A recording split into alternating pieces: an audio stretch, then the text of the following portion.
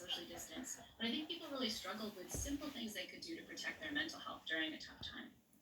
And also, people, they didn't have the distractions they may have had before, right? And then just being forced to sit at home and sort of reckon with yourself. And I think that has been a challenge.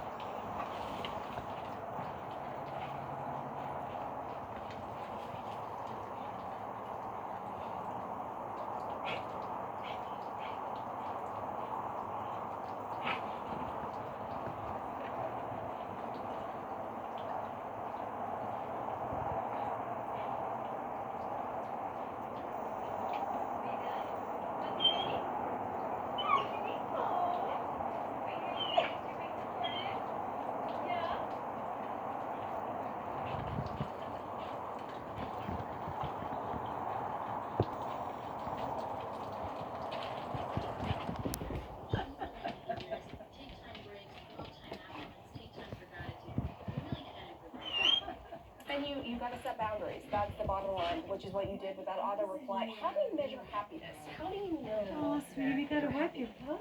But thank you for running. That was magnificent. That was magnificent. Showing off for you.